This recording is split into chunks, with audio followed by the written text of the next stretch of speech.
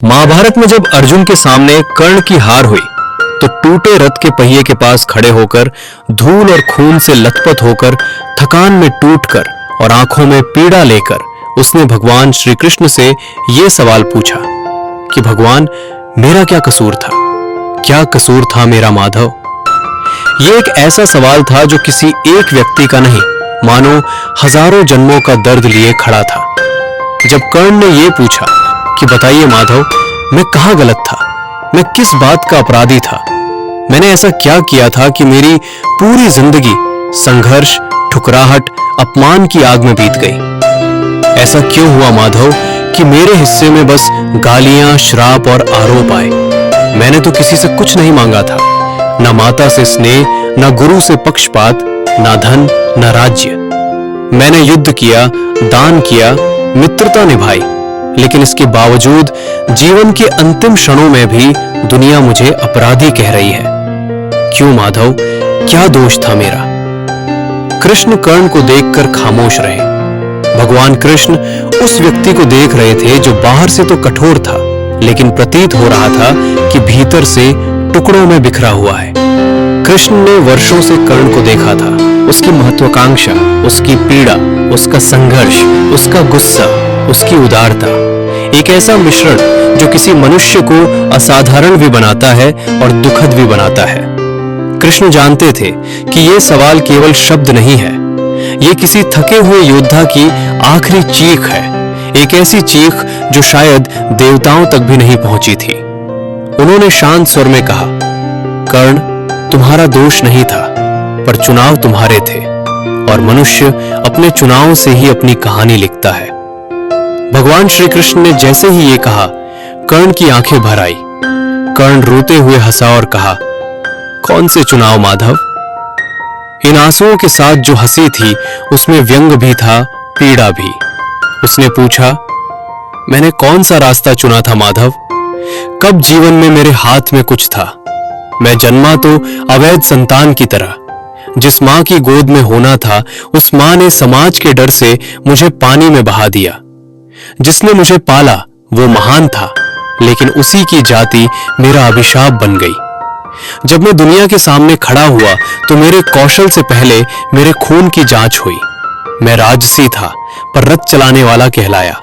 मैं क्षत्रिय का पुत्र था, पर सूत का बेटा बना दिया गया। जब मैं सीखना चाहता था, बढ़ना चाहता था, तो लोग मेरे जन्म पर ताला लगा देते थे। जब मैं युद्ध में आया तो इंद्र ने मुझसे कुंडल कवच मांग लिया। अर्जुन के रथ पर हनुमान जी बैठे थे और टूटे हुए रथ पर मेरा वध करने अर्जुन चल पड़ा। आप बताइए, कहां था मेरे पास चुनाव? मेरा रास्ता तो उसी दिन बंद हो गया था जिस दिन मैं आंख खोलने के लिए तैयार नहीं था। भगवान कृष्ण की आंखें इन सवालों के बाद स्थिर, न नरम न कठोर, केवल सत्य का भार लिए खड़ी थी। कृष्ण कहते हैं कि दुनिया का निर्णय तुम्हारी नियति तय कर सकता है, पर तुम्हारे कर्म नहीं। तुम समाज के द्वारा ठुकराए गए, ये ठीक है, पर तुम उस ठुकराहट को अपने निर्णयों का आधार ना बनाते तो कौन सा नियम रोके रख सकता था? तुम चाहते तो उस समय सबसे ऊंचा धर्म बन सकते थे, पर तुमने क्या चुना? तुमने दुर्योधन को चुना। कृष्ण जैसे ही ये कहते हैं, कर्ण कहता है कि माधव, मैंने दुर्योधन को चुना। नहीं माधव, मैंने नहीं, दुर्योधन ने चुना। वो एकमात्र था जिसने मुझे मेरे जन्म से परे देखा। उसने कहा कि मैं राजा से कम नहीं हूं। उसने मुझे वो दिया जो दुनिया ने छीन लिया था, सम्मान। अगर मैं उसके व्यवहार के प्रति कृतज्ञ रहा तो क्या गलत था माधव? जिसने मेरा अपमान मिटाया, उसका साथ देना क्या पाप था? क्या वही धर्म नहीं था? भगवान कृष्ण का स्वर अब भी कठोर नहीं था, पर एक स्पष्टता से उन्होंने कहा, कर्ण, ऋण चुकाना गलत नहीं, लेकिन ऋण ने तुम्हें अंधा कर दिया। दुर्योधन ने तुम्हें सम्मान नहीं दिया, उसने तुम्हारी पीड़ा को हथियार बनाया, तुम्हारी असुरक्षाओं को समझा और ढाल बना लिया। तुम उसके मित्र नहीं थे, उसकी महत्वाकांक्षा का सबसे तेज तीर थे। वो जानता था कि तुम महान हो, वो जानता था कि तुम्हें बस मान्यता चाहिए, और उसने उसी भूख में अपनी मोहर लगा दी। कर्ण की आंखों में चोट थी, लेकिन भीतर कहीं स्वीकार की एक हल्की सी लकीर थी। फिर वो धीरे से कहा, अगर दुर्योधन नहीं होता तो मैं कहां होता आज भी मुझे सूत कहकर समाज धकेल देता। उसने मुझे स्थान दिया, मुझे राज्य दिया, मुझे वो बनाया जो मैं हमेशा से बनना चाहता था। कृष्ण बोले कि उसी स्थान के बदले तुमने द्रौपदी का अपमान होते हुए देखा और तुम खामोश रहे। उसी राज्य के बदले तुम अधर्म को ढकने की कोशिश की। तुमने उसकी लड़ाई अपनी लड़ाई मान ली, जबकि युद्ध उसकी महत्वाकांक्षा का था, तुम्हारे धर्म का नहीं। कृष्ण कहे कि कर्ण, तुम महान थे, पर तुम्हारी महानता सदा किसी और की सत्ता की दासी रही। तुम स्वतंत्र हो सकते थे, पर तुमने खुद अपने पैरों में दुर्योधन का बंधन डाल दिया। ये शब्द कर्ण की आत्मा में उतर गए। वो कुछ देर शांत रहा, फिर कहा कि माधव, लेकिन मैं दोषी कैसे हूं? मेरा जन्म मेरा अपराध था क्या? क्या मां का त्याग मेरा पाप था? क्या गुरुओं की उपेक्षा मेरी गलती थी?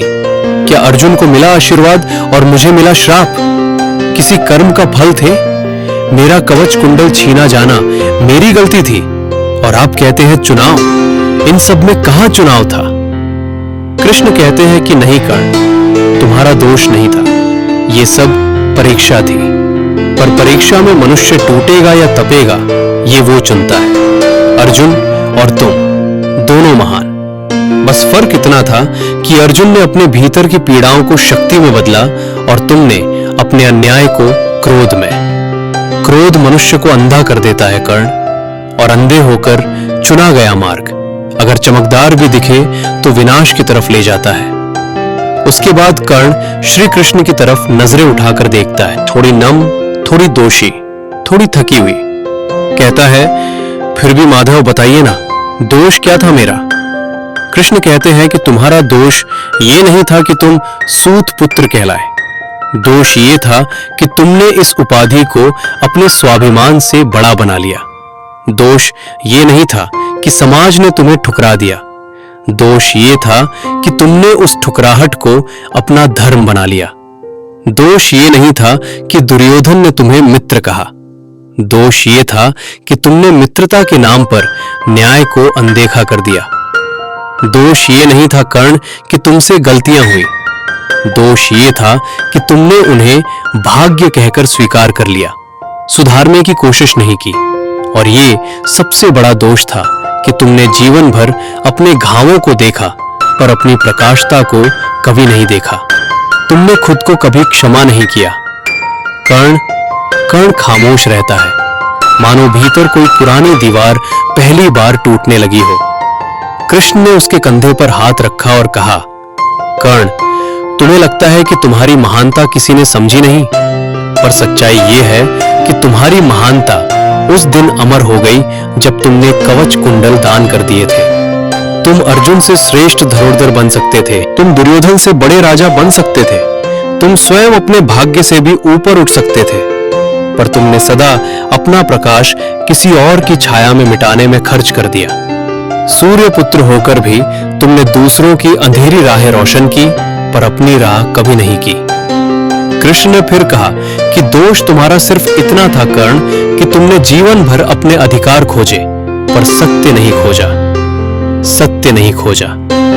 कहानी ये नहीं कि कर्ण दोषी नहीं था। कर्ण केवल एक ऐसा मनुष्य था जिसने अपने घावों को अपने निर्णयों पर हावी होने दिया। आज कर्ण हर उस व्यक्ति का दर्पण है जो अपने जन्म को अभिशाप समझता है, जो अपने भीतर की महिमा को दुनिया की ठुकराहट में खो देता है। जब तक मनुष्य अपनी कीमत दूसरों की नजरों से तोलता रहेगा, वो कर्ण बनकर गिरेगा, बार बार बार बार। कर्ण भी एक इंसान की कहानी नहीं है, एक आईना है, दर्पण है, जिसमें हम सब हर रोज कहीं ना कहीं खुद को देखते हैं।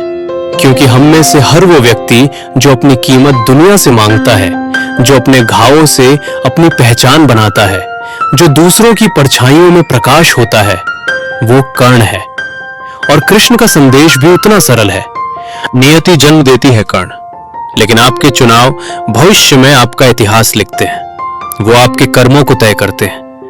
कर्ण का दोष सिर्फ इतना था, सिर्फ इतना। यह संवाद कृष्ण और कर्ण का आपको कैसा लगा? इससे क्या आप जीवन में सीखते हैं? आप कमेंट सेक्शन में बताइएगा। हमारी इस मुहिम का हिस्सा बनिए कोई और किस्सा, कोई और कहानी, कोई और संवाद सुनना हो तो बताइएगा, वो भी आप तक पहुंचाएंगे। फिलहाल जय श्री कृष्ण।